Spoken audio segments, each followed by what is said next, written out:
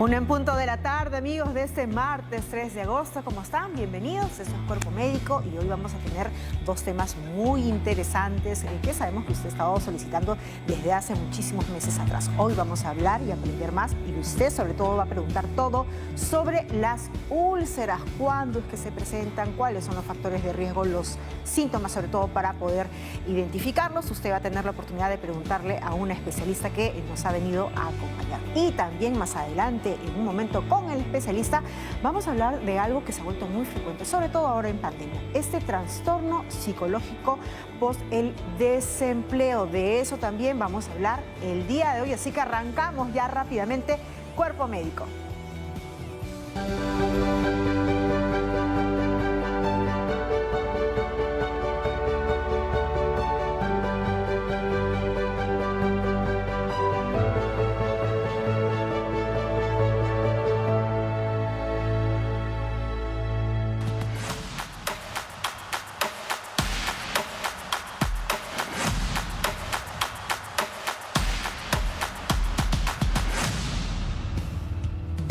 Bueno, pues si uno habla o pretende explicar un poco el tema de las úlceras y piensa en definitiva en una molestia estomacal y se pregunta rápidamente ¿y qué voy a comer? ¿O cómo tendría que ser mi alimentación? ¿Qué alimentos de repente por ahí me estoy llevando a la boca que puede incidir de manera negativa en estas úlceras? Bueno, hoy también en Momento con Nutrición vamos a tocar este tema de manera muy amplia porque Sarita está desde un inicio en el programa y también más adelante nos va a hablar incluso sobre los alimentos que podrían por ahí afectar nuestras úlceras si en caso nosotros lo tengamos ya diagnosticados. Empezamos y arrancamos con un momento de nutrición.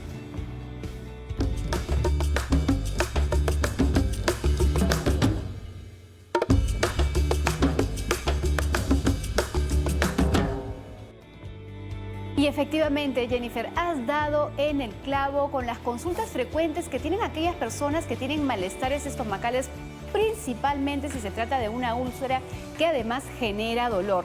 Una de las cosas que pasa a las personas es empezar a tener miedo a comer, no solamente durante el proceso de la úlcera, sino una vez que ya está tratada, el temor a que ese dolor y malestar regrese hace que la dieta se restrinja. Y por eso hay dos aspectos generales que hay que ver desde la nutrición. Uno que tiene que ver con las formas y hábitos de alimentación y otra que tiene que ver con los alimentos en sí mismos que favorecen o que empeoran estos malestares. Y en esta primera parte vamos a hablar justamente de estas formas que tenemos que tener cuidado.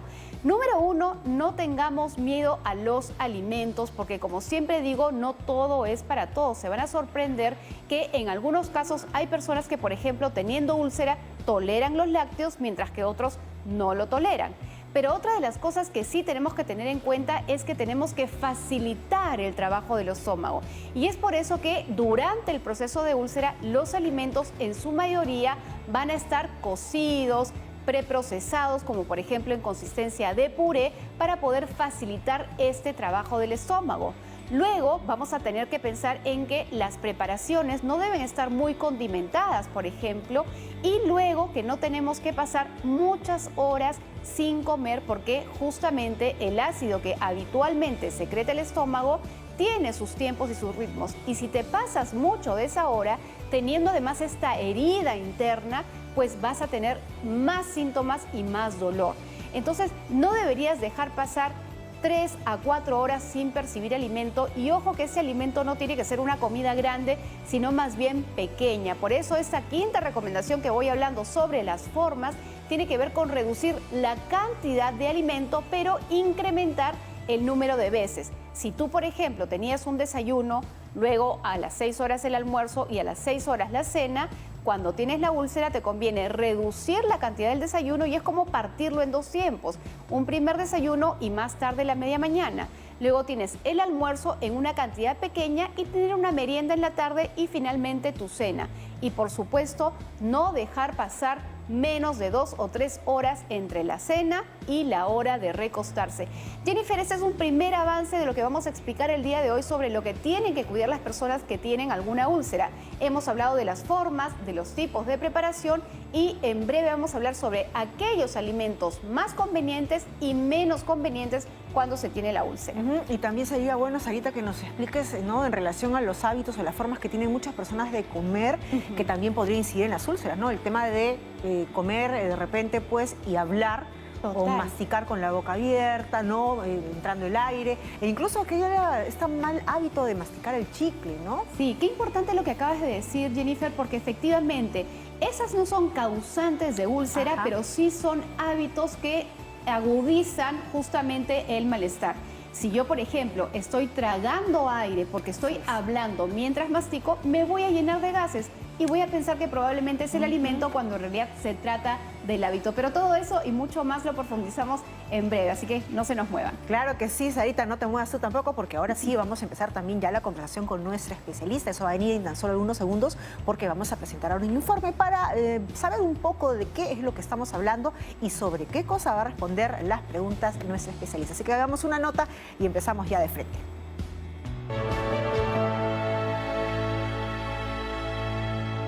Definitivamente todos hemos escuchado sobre las úlceras, pero ¿qué son y cómo se generan precisamente? La úlcera es una llaga o una herida abierta en el revestimiento del estómago o del intestino. Ahora, existen dos tipos de úlceras pépticas: la úlcera gástrica, que ocurre en el estómago, y la úlcera duodenal, que ocurre en la primera parte del intestino delgado. Normalmente, la causa más común de úlcera es una infección en el estómago debido a la bacteria llamada Helicobacter pylori, que la mayoría de las personas con úlceras pépticas tienen viviendo en el tracto gastrointestinal. Sin embargo, muchas personas que tienen a esta bacteria en el estómago no padecen precisamente de una úlcera.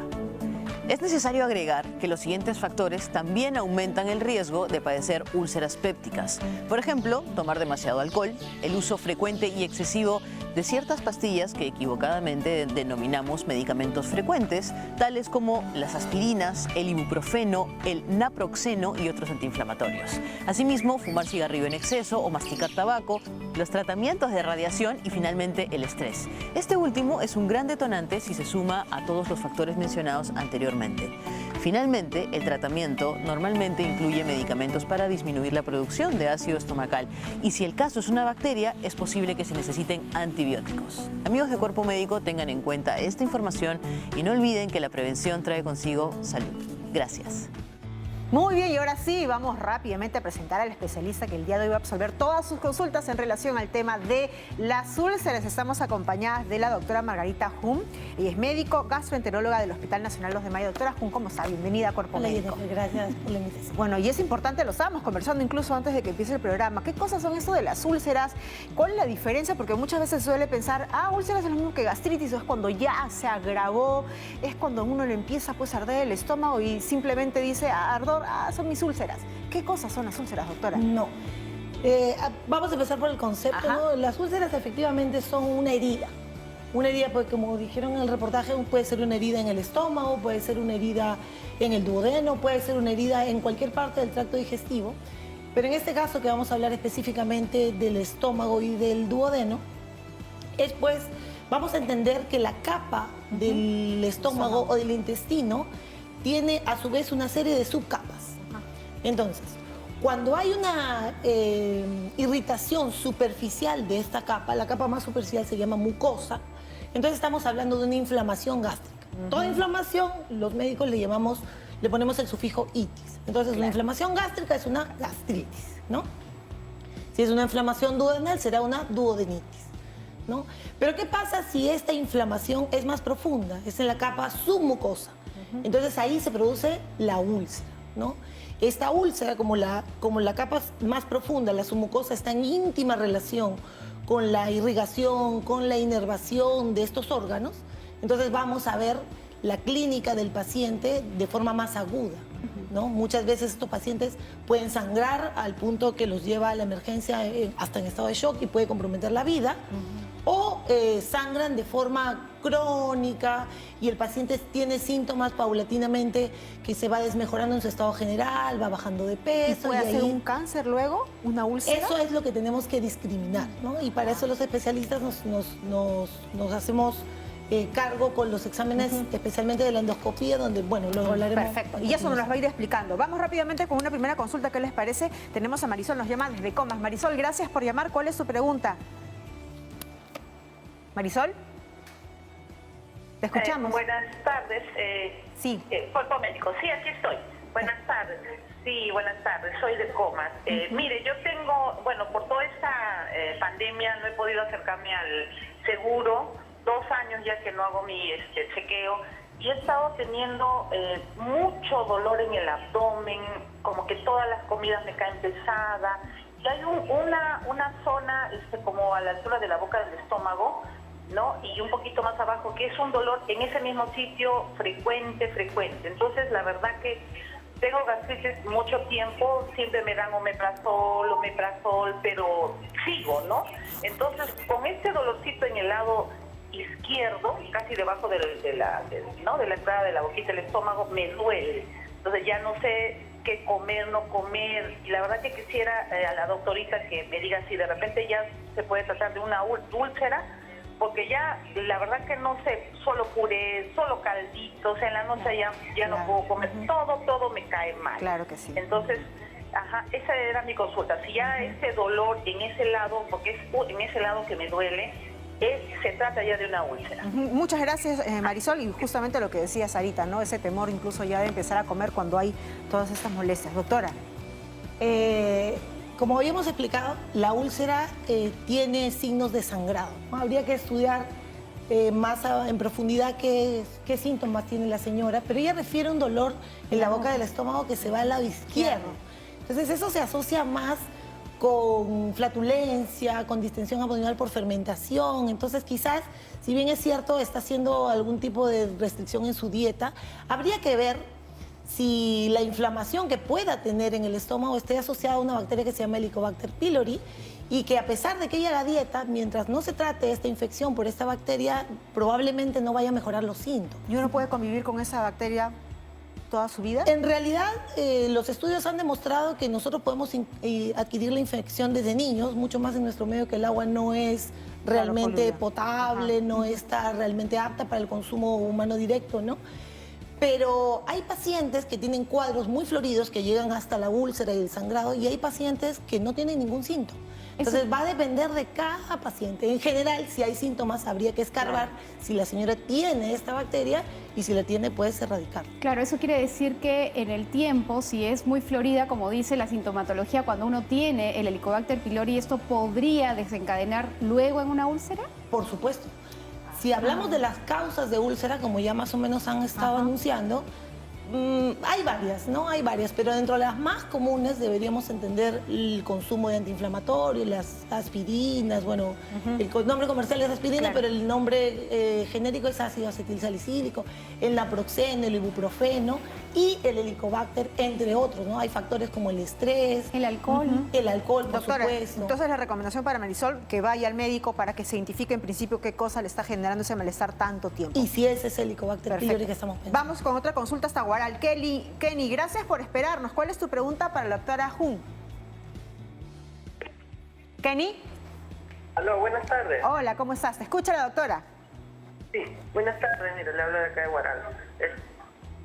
Mire, acá ya tengo ya desde bien buen tiempo, mire, años anteriores, por el recto tenía un sangrado, me dolía al hacer las heces, pero después, no sé, se paró, ya no sentía, hasta un instante, pero ¿qué pasa? Que tiempos también, tengo mucho eructo, gas, se me hincha la barriga. Eso es todo lo que tengo, pero no tengo dolor ni nada por el estilo. ¿Qué edad tienes? Pero más lo que tengo es muchos gases, eructo, no sé, ya hasta incluso vinagreras tengo. Doctora, ¿quiere hacer una consulta? Sí, una pregunta. Kenny, mencionaste sangrado. ¿A qué te refieres con sangrado? Kenny, ¿nos escuchas? En las deposiciones. O sea, bueno, Él Vamos a ver si comentó se que puede adelantar. durante las deposiciones hace un tiempo sangraba, Ya. luego dejó de sangrar, pero empieza con esta sintomatología del meteorismo, estómago. ¿no? Los gases. ya, ok. Entonces, en ese caso, Kenny está mencionando que ve objetivamente sangrado en las heces, ¿no? Lo más probable y lo más común es que cuando hay sangrado en las heces evidente, el color rojo brillante de la sangre que conocemos, probablemente sea de patología del intestino grueso o del ano o el recto. Hemorroides quizás, algunas otras enfermedades que habría que investigar. Porque cuando el sangrado es de úlceras, por acción de los ácidos gástricos, de las enzimas digestivas, la sangre que se ve objetivamente con las heces es color negra. Y acuérdense los televidentes, ¿no? Siempre que vean heces color negras como la brea, color del petróleo, eso es una emergencia, probablemente sea una úlcera que haya que tratar de manera urgente y sobre todo ver la causa, ¿no? Ahora, ¿ese sangrado puede salir por la boca también? También, ese síntoma se llama hematimesis, el paciente puede tener vómitos y cuando los vómitos son abundantes, probablemente estos vasos que mencionábamos que están en la submucosa estén comprometidos. Entonces, si la magnitud es tal que ve el paciente el vómito de forma abundante con sangre, es porque está un vaso afectado y eso también es una Y emergencia. que no con mayor aparece razón. con una tos con flema, eso es Eso puede ser tuberculosis. otra La cosa. tos con flema, si bien es cierto, las náuseas y los vómitos pueden provocar tos, pero si no están asociadas al vómito, eso es de origen más pulmonar o bronquial. Perfecto. Entonces, nuevamente la recomendación, ir al médico, por favor, no hay que normalizar ningún tipo de malestar. Vamos hasta Los Olivos. Miguel, gracias por llamarte. Escucha a la doctora. ¿Cuál es tu pregunta? Hola Jennifer, buenas tardes. Hola. Mi consulta era que en el caso de las úlceras, cuando existe este problema ya del sangrado oscuro como brea, ¿el tratamiento que suelen darse siempre es medicamentoso o hay un momento en el cual el tratamiento ya es quirúrgico? ¿O en qué caso? Perfecto, buena pregunta. Doctora, gracias. En ese caso tenemos que más o menos, a grandes rasgos, explicar que la úlcera tiene varias fases, ¿no? En un principio es una herida fresca, digámoslo así, que necesita tratamiento endoscópico, ¿no? En el hospital donde trabajamos tenemos una serie de insumos con los cuales damos tratamiento a una úlcera que tenga sangrado activo o que tenga un sangrado que esté a punto de sangrar, digamos, ¿no? Que tenga un sangrado inminente. Pero si la úlcera la encontramos en una fase ya de cicatrización, porque el cuerpo en un estado normal, digamos que una persona que no tiene problemas de la coagulación, que no tiene un problema crónico que explique esa úlcera, el cuerpo solo va a responder y va a cicatrizar, pero va a depender en qué fase lo encontremos. El detalle es que saber esa fase es responsabilidad de cuando hacemos el procedimiento, no hay otro momento. Entonces el paciente no va a esperar a que, bueno, esto va a cicatrizar, puede cicatrizar como puede que no.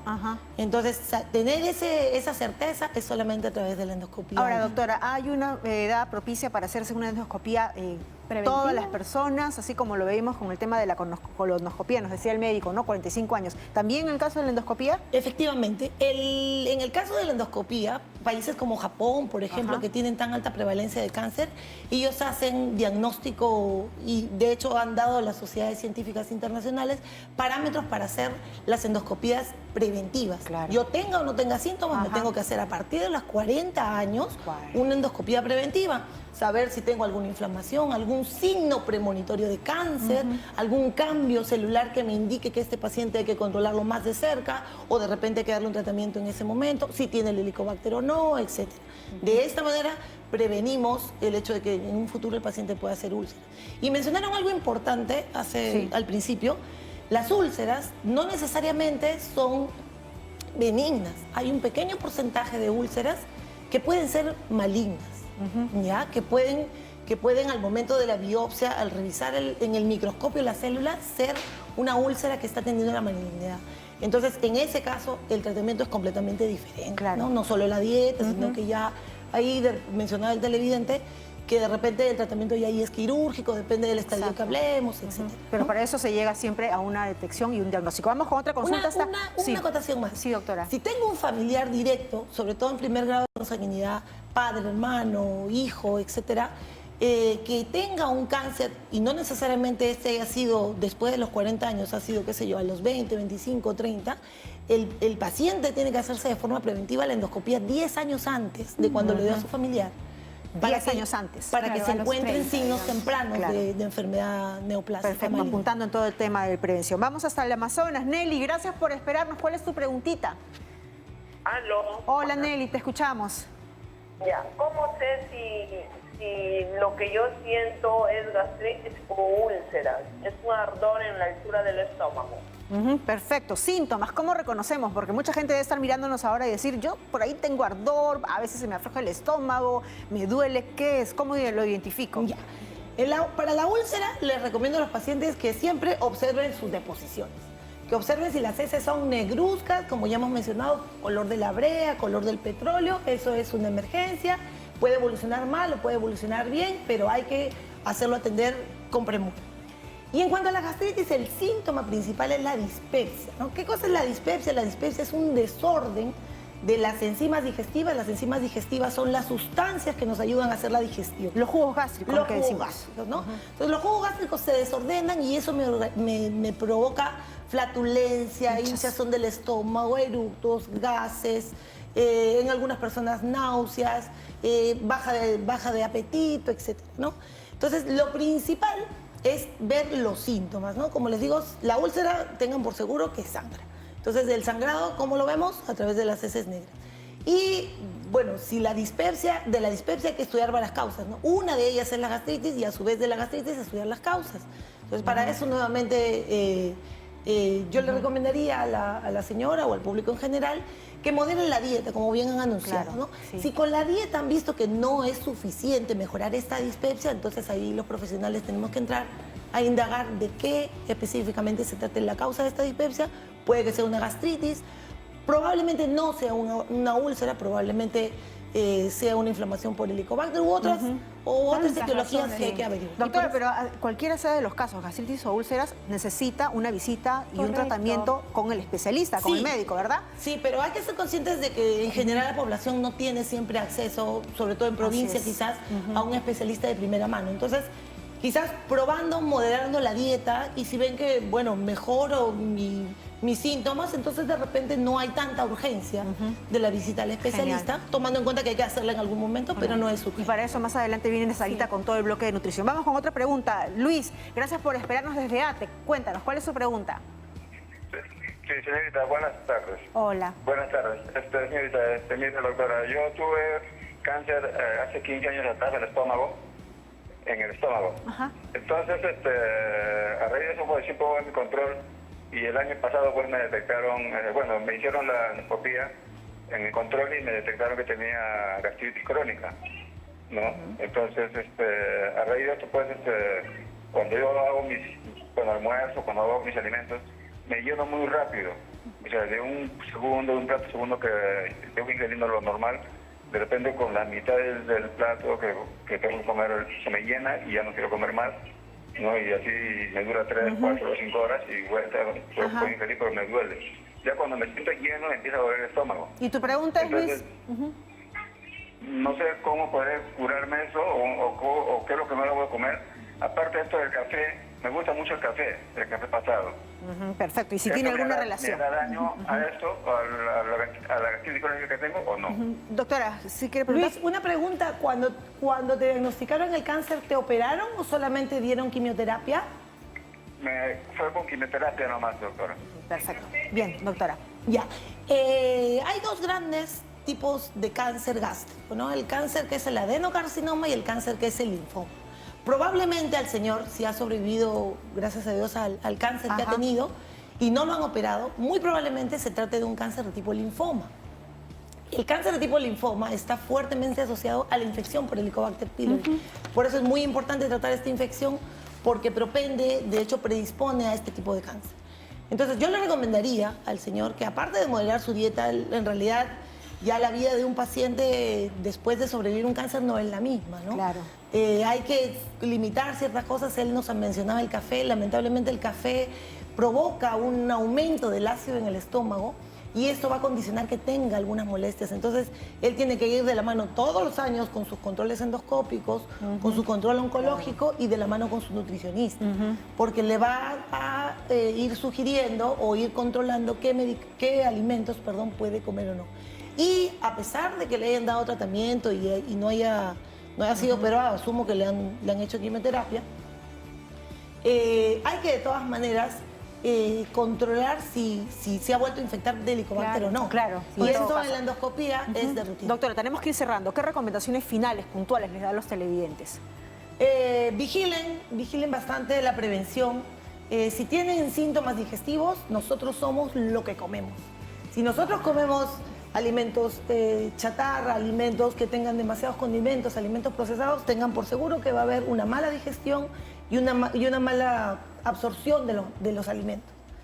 Si a pesar de que sienten síntomas y moderan la dieta, no hay mejoría, tienen que visitar a su gastroenterólogo. Y a todos los mayores de 40 años hay que hacerles estudios de espíritu. Perfecto, muy bien. Muchísimas gracias. Agradecemos a la doctora Margarita Jun, ella es médico gastroenteróloga del Hospital Nacional 2 de Mayo. Vamos a tenerla más adelante en los próximos programas también para seguir hablando del tema. Y ahora hacemos una pausa y regresamos con un momento con el especialista porque seguimos aprendiendo de otros temas también. Ojo, vamos a seguir hablando de úlceras con Sara más adelante, pero en momentos con el especialista vamos a hablar del trastorno psicológico post el desempleo, un tema muy vigente, así que no se mueva, ya regresamos.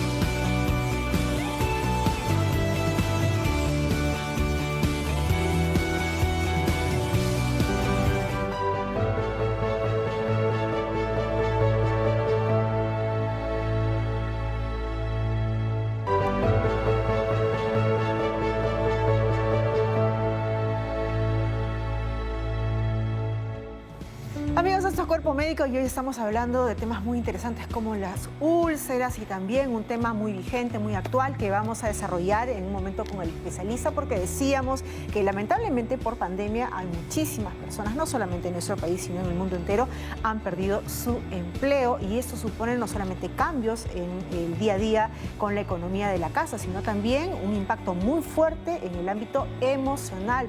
¿Cómo nos recuperamos luego de ello? ¿Qué supone perder el empleo? No solamente pues una tristeza, un duelo, una depresión, sino también ese impacto de saber qué pasó conmigo, ¿no? La confianza, la inseguridad. Bueno, todo eso lo vamos a abordar en un momento con el especialista.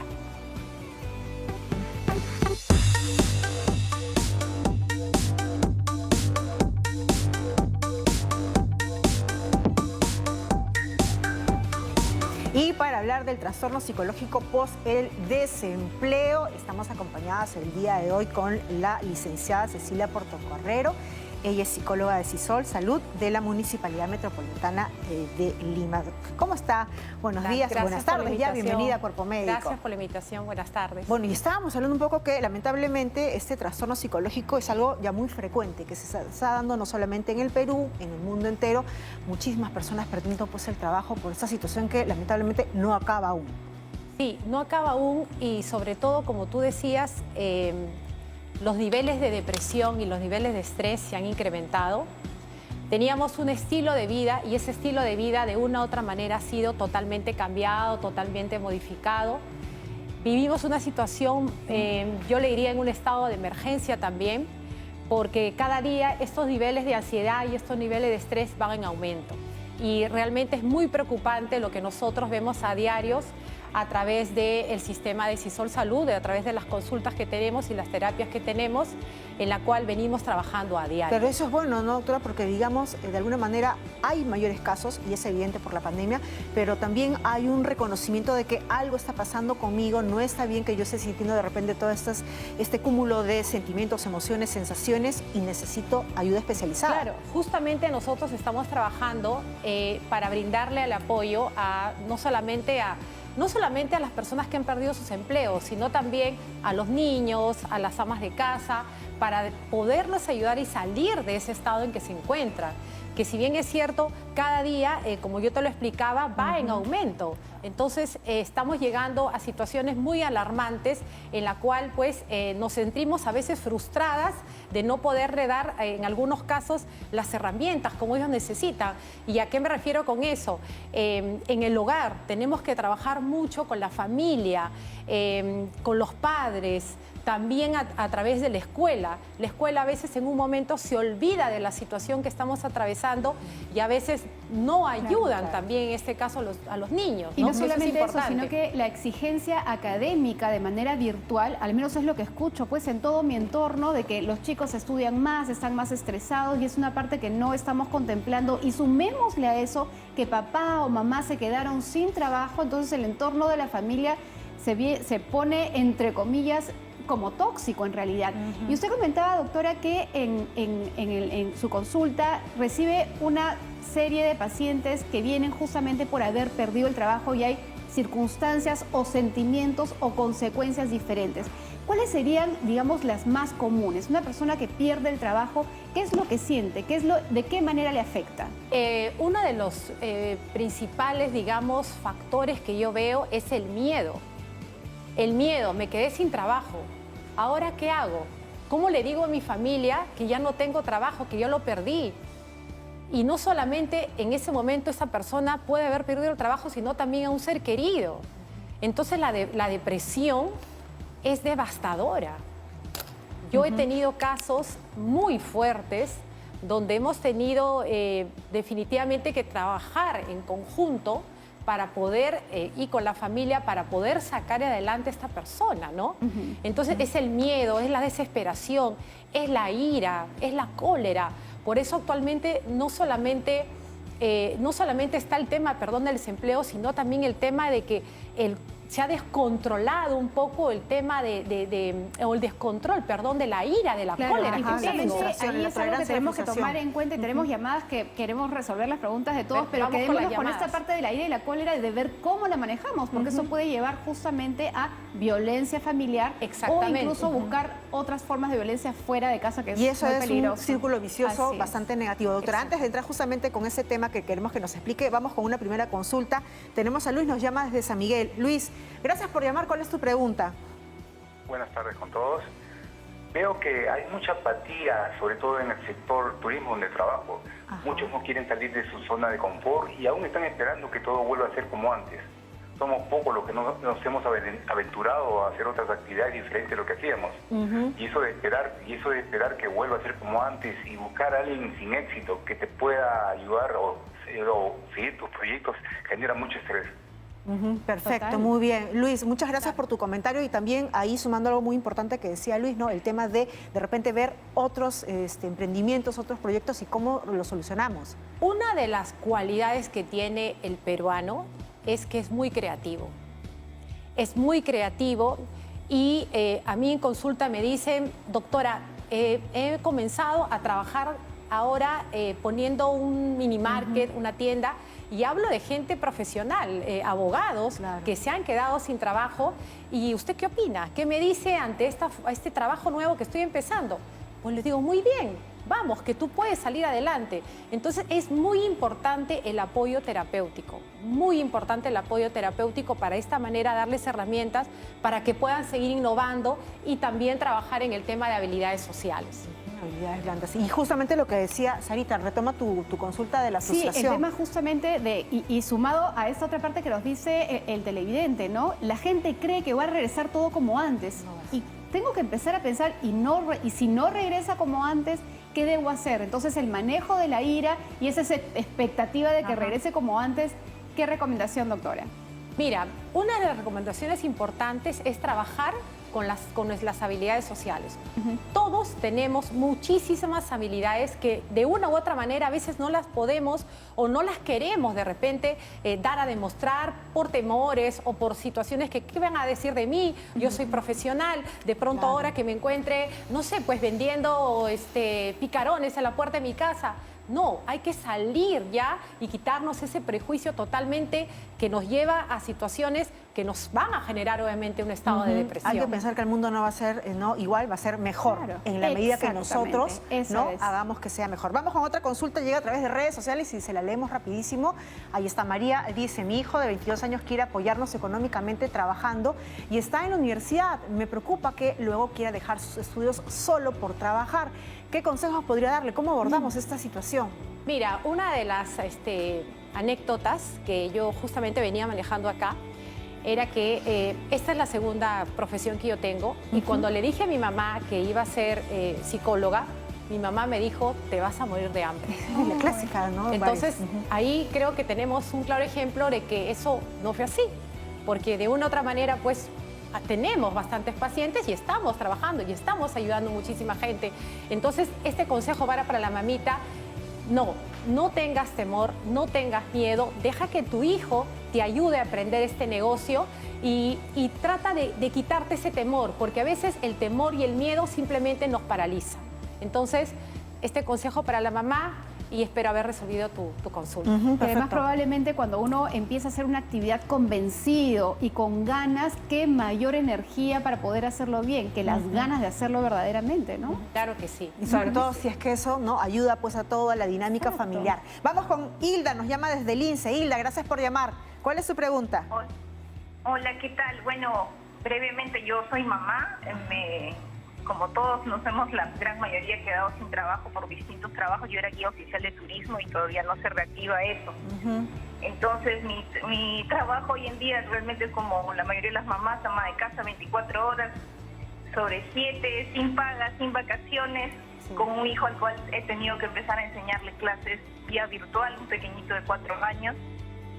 Entonces, eso me es muy difícil. ¿Cómo dar el primer paso hacia un negocio? Porque de hecho ya me di cuenta que así haya estudiado en la universidad y haya tenido muy buenos trabajos, ahora todo ha cambiado y hay que adecuarse a los cambios, ¿no? ¿Cómo dar ese primer paso? Ese primer paso. Muchísimas gracias, y le estamos seguras que pronto va a venir de repente esa oportunidad laboral y vas a poder emprender de repente uno propio también, doctora. Claro que sí. Mire, lo más importante es que esta mamita que nos ha llamado el día de hoy no pierda la fe. En esta situación que estamos viviendo, mucha gente ha perdido la fe. Dice: esto ya no va a cambiar, he perdido mi empleo, he perdido a mis seres queridos. Pero yo creo que lo más importante es no perder la fe, no perder esa motivación. Hay mucha gente que dice: yo ya no puedo más con esto, estoy perdiendo la fe, estoy perdiendo la motivación y realmente me siento muy, pero muy triste. Entonces yo creo que es importante en ese momento tener un apoyo con la familia, apoyarnos en la familia. Siempre hay un amigo que nos va a escuchar. También siempre hay especialistas como nosotros que vamos a atender y vamos a estar atentos a las consultas, a las llamadas. Para eso justamente Sisol Salud hemos creado un sistema, un plan de auxilio psicológico para poder atender este tipo de situaciones que vienen, que se vienen dando, ¿no?, actualmente en este país. ¿Cuál es, doctora? Rapidísimo para que la gente pueda enterarse. Claro, ahorita hemos empezado, a partir de la próxima semana, estamos trabajando, desempeñando un rol muy importante, que estamos trabajando el circuito de la salud mental. ¿Qué quiere decir esto? Que no solamente yo me voy a sentar a hablar con el niño y explicarle lo que, bueno, vamos a trabajar de esta manera, sino vamos a sacar al niño a trabajar bajo un circuito de la salud mental. El niño va a poder saltar vallas, saltar obstáculos, va a poder pegar de repente un saquito de box para eliminar todas esas de repente energías que las tiene guardadas ahí y no las puede sacar. Entonces, a partir de la próxima semana ya estamos trabajando en este plan que se llama el Plan de la Salud Mental o el Circuito de la Salud Mental, que lo estamos poniendo en acción para trabajar con el niño, pero porque queremos que el niño se mueva, que el niño no esté estático y recibiendo la terapia, porque no lo ayuda, sí, pero queremos verlo más en acción. Y en el tema del desempleo para los adultos, imaginamos que también tienen... Obviamente, porque obviamente, imagina, y otro dato muy importante, recuerda que nosotros salíamos de nuestra casa, me voy a mi trabajo, ahora ya no hay el trabajo. ¿Cómo controlo o cómo hago para toda esa energía que tengo poder disolverla, poder trabajar con esa energía? para ellos también hemos creado todo este sistema y poder liberar todas esas energías que las tenemos acumuladas. Doctora, y me pongo a pensar, así como en la salud física hay un control, un chequeo anual que uno tiene que hacer para estar seguros, me pregunto si para la salud mental también hay algún chequeo preventivo o una evaluación cada cierto tiempo que todos necesitamos, y si fuera así, ¿dónde podemos acudir? Sí, nosotros estamos, una vez que entramos en un proceso terapéutico con el paciente, cada cierto tiempo vamos haciéndoles evaluaciones para ver cómo se encuentra. Vamos a decir, si una persona llegó por un cuadro de depresión y ha recibido una cantidad de terapias, entonces me dice, yo siento que ya esa depresión lo he podido manejar. Muy bien. Vamos a comenzar a evaluarte, se le hace una serie de cuestionarios, pruebas proyectivas para ver cómo se encuentra él, pero sí, lo hacemos casi, bueno, dejando eso es el seguimiento, pero y el que las personas supuestamente no tienen nada, yo nunca he tenido de repente una situación de estrés, depresión, ansiedad, nada, de manera preventiva, ¿podría yo ir a hacer alguna consulta? Claro que sí, de manera preventiva. Sería lo recomendable. Claro, sería lo más recomendable, ¿no? Porque recordemos que mayormente los problemas que tiene el ser humano, en algunos casos, son problemas a veces del pasado, que repercuten en nuestra vida actual. Entonces, imagínate que una persona haya tenido temas del pasado, conjuntamente con esta situación de la pandemia, más un tema que ya no está trabajando, por ahí un ser querido que falleció, esa persona pues acaba en un detonante de por esa pandemia es imposible que uno quede invicto. Sí, y solamente preguntarle brevemente si ahí tienen mecanismos o terapias para manejar la ira, porque yo sé que ese es un tema súper común. Todos tenemos el sentimiento en algún momento, pero hay personas que sobrepasan el límite. ¿Podemos ayudarlos? Claro que sí. Justamente, como te comentaba, este circuito de salud mental nos va a ayudar no solamente a trabajar con el niño, sino también a trabajar con el adulto, porque va a pasar por varios obstáculos, vamos a decirlo, donde él va a tener que, supongamos, yo tengo mucho miedo.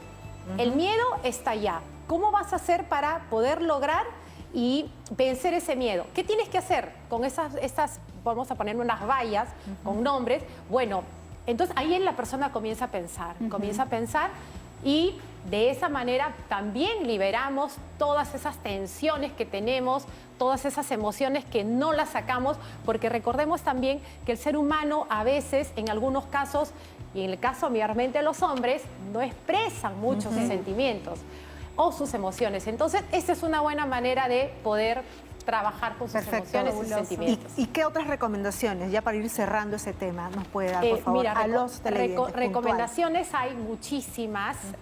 Una de las recomendaciones o una de los trabajos que yo venía haciendo a CISOL, bueno, que ya ahorita actualmente no lo podemos hacer, era trabajar en los movimientos, trabajar de repente haciendo ejercicio.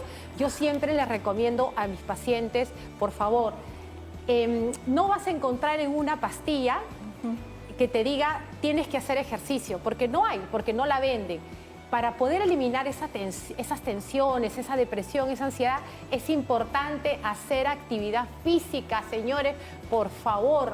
Entonces, hacer actividad física, bueno, de más está decir el tema de comer saludable, conversar, es importante dialogar, siempre tenemos a alguien a nuestro costado, una llamada de teléfono también, o en todo caso siempre buscar el apoyo de un especialista, que en este caso pues estamos trabajando en CISOL Salud para brindarle la mejor atención. Perfecto, muchísimas gracias. Hemos estado con la licenciada Cecilia Portocarrero, psicóloga de CISOL de la Municipalidad de Lima Metropolitana, y hay que hacer caso a todas esas recomendaciones. Nuevamente volvemos al tema de la triada de la buena salud, la prevención, la buena alimentación y la actividad física, los ejercicios. Muchas gracias, licenciada, por habernos acompañado esta tarde. Un gusto, en verdad, haber conversado con usted y sé que nos va a volver a visitar. Vamos a hacerlo así, hacer una pausa y vamos a regresar con ese tema maravilloso, esa mesita linda que nos ha traído Sara Usaba, porque seguimos hablando de las úlceras, ese tema con el cual empezamos el día de hoy, y Sara nos tiene muchas recomendaciones que dar, así que coja su cuaderno y su lapicero porque regresamos con eso más luego de la pausa. No se mueva.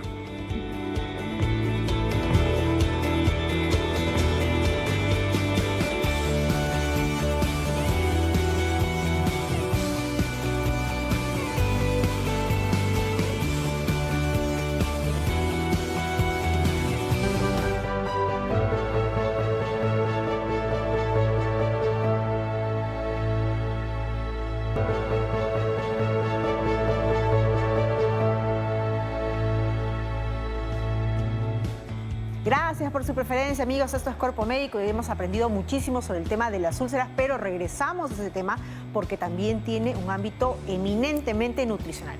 Sara Abusabá, nuestra nutricionista, tiene una mesa maravillosa de información que compartir con nosotros. Sara. Así es, Jenny, muchísimas gracias. Y ustedes, queridos amigos, lo primero que hay que decirles es que los problemas gástricos, incluyendo la úlcera, están bastante asociados con la actitud, con el ánimo y con el temor que viene por diferentes circunstancias. Entonces, uno de los temores es al alimento cuando yo tengo esta úlcera.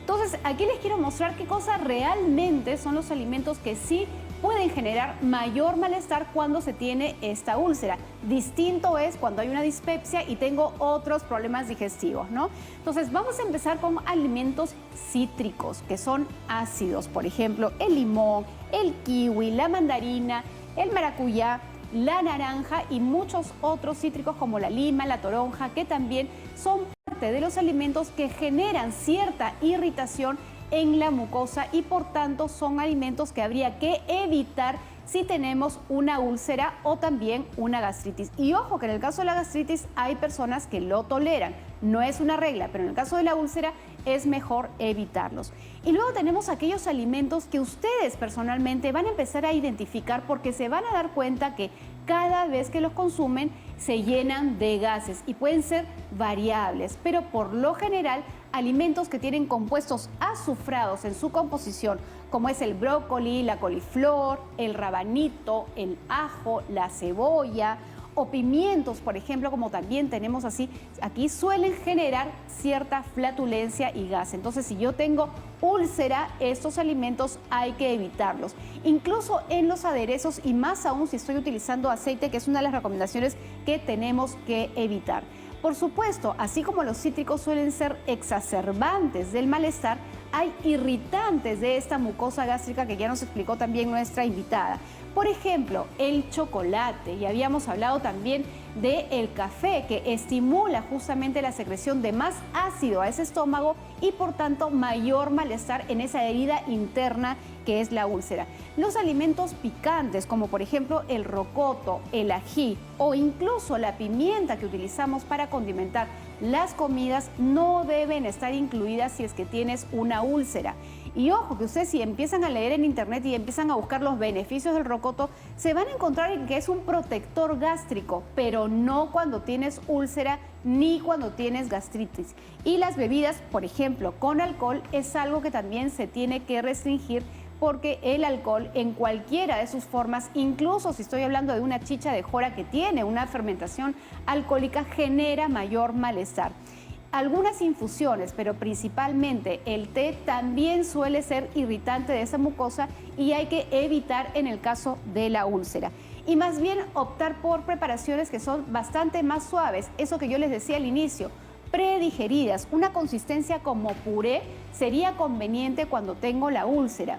Y si estoy con un malestar muy pero muy grande, incluso las proteínas como por ejemplo el pollo, la carne, se pueden licuar junto con todos los alimentos. Por ejemplo, si yo preparo un estofado de pollo en casa, lo que debo hacer es todos esos ingredientes, licuarlos y preparar una serie de compota.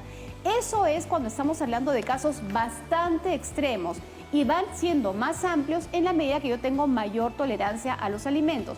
Empiezo con los purés, luego con los sancochados, luego con los guisos y los horneados y finalmente ya amplío mi dieta a una dieta totalmente normal cuando los síntomas van desapareciendo. Tengo varias preguntas, Sara. El tema de la comida, la temperatura, muy caliente, tibia, fría, las que tienen el consumo de comida caliente. La temperatura tibia, extremos en temperatura no son convenientes y ojo que cuando estamos hablando de úlceras, alimentos crudos, sobre todo cárnicos y hablando particularmente del pescado, no es conveniente. La papaya y la linaza, el emoliente, dicen que es muy bueno. Excelente, ayuda. la papaya es uno de los alimentos más amigables para el estómago y es excelente para poderlo tener en media mañana, en el almuerzo y también en el desayuno. La papaya es excelente para el estómago. Picadito, perfecto. Y las especias, tomillo, romero, orégano. Es mejor ver la sensibilidad de cada persona. Mientras menos condimentos tenga y yo estoy con una úlcera, es mejor. Luego los va a poder incluir, pero cuando estoy con un malestar muy, muy fuerte, es mejor suspender y luego gradualmente ir incorporándolo según cómo yo voy avanzando en mi tratamiento. ¿Hay algunos que sean más irritantes, como por ejemplo la pimienta culante, el Definitivamente cúrcuma? todo esto que viene en polvito es bastante más irritante. Orégano. Las hierbas secas son menos irritantes, pero si estoy hablando de culantro, por ejemplo, o el perejil, podría generar mayor malestar, ¿no? Perfecto, buenísimo. Ya quedó entonces absuelta todas mis preguntitas. Yo siempre te estoy Gracias, apuntando Jenny. todo. Muchísimas gracias a ti, Sarita, por compartir todo ese aprendizaje maravilloso que has tenido en tantos años de formación. Momento de hacer una pausa. Regresamos con el último del programa. No se la pierda.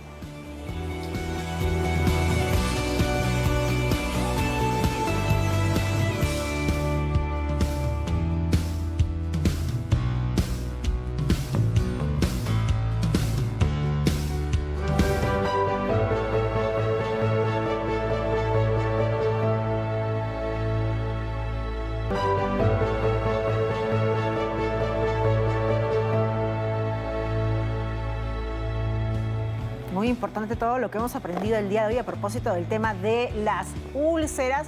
Y yo me he quedado con algo, Sarita, ¿no? Que incluso nos había dicho la doctora Jun en un inicio y tú has reforzado evidentemente con toda la mesa maravillosa que nos has traído, es el tema tan personalizado y particular que tiene el tratamiento para las úlceras, ¿no? Sí. No hay una fórmula exacta para todos los pacientes o todos los que tienen molestias. Totalmente, Jenny. Y tener en cuenta, además, una de las preguntas o comentarios que nos hizo uno de los televidentes, y es que si es que no identificas la causa de ese malestar, puedes hacer todas las dietas que quieras, pero el problema sigue ahí.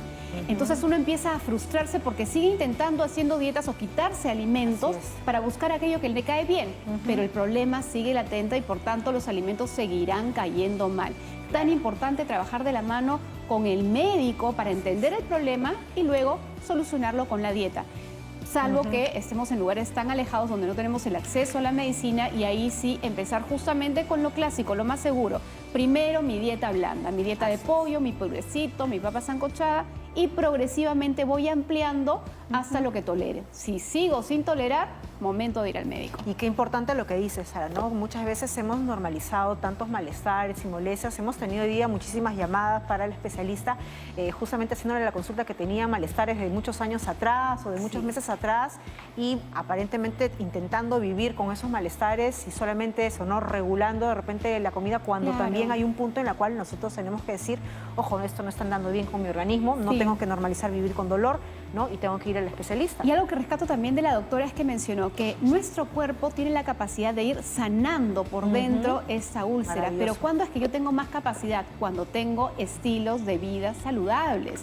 Una buena dieta, ejercicio, un buen ánimo, el estrés afecta muchísimo. Así que ahí yo le doy a mi cuerpo todo lo que necesita para repararse y, bueno, obviamente hay cosas que necesita ir al médico, ¿no? Pero al menos tienes esta primera protección de tu propio cuerpo que tiene que ver también con las defensas. Nuestra primera inmunidad, maravilloso, el cuerpo es sabio y va a seguir siendo sabio si usted ayuda, coopera, colabora con su buena salud.